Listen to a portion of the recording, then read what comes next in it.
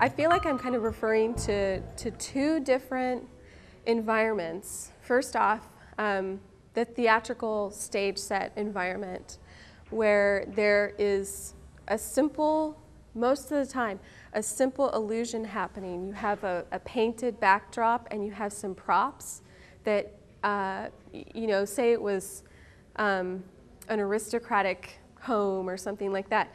The props from the audience could be painted, and you know, it could be like cheap plastic stuff that's sprayed with gold.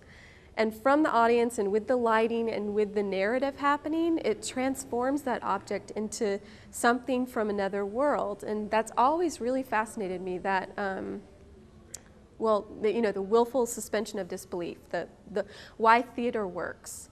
So I want to tap into that and create a place where people could, and myself included, where we could examine that emotion a little bit longer than what you can do in a theatrical performance, where you can step into this world and feel particular emotions, but when you look closely at what is here, it's old clothes, it's junk, it's thrift store stuff, it's you know, trash glass and gaudy jewelry, but putting it together and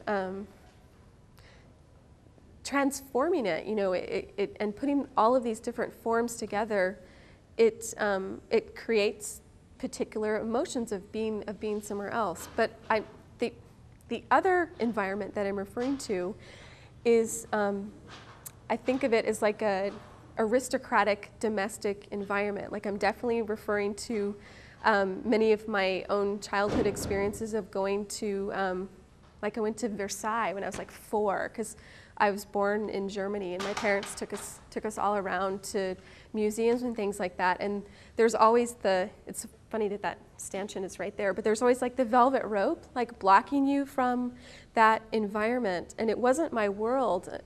You know, I'm not from, I'm not an aristocrat. But I really always wanted to sort of disappear into that world.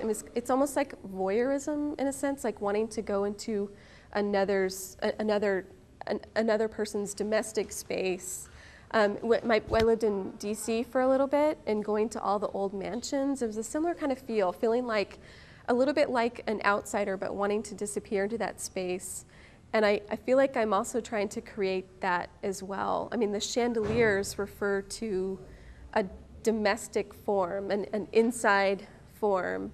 And the wall painting in some way refers to sort of the trompe-l'oeil painting that would happen. You know, I'm thinking of like Versailles, and when you think about the painting that happened in that aristocratic environment, really what it's about is bringing nature inside and controlling nature.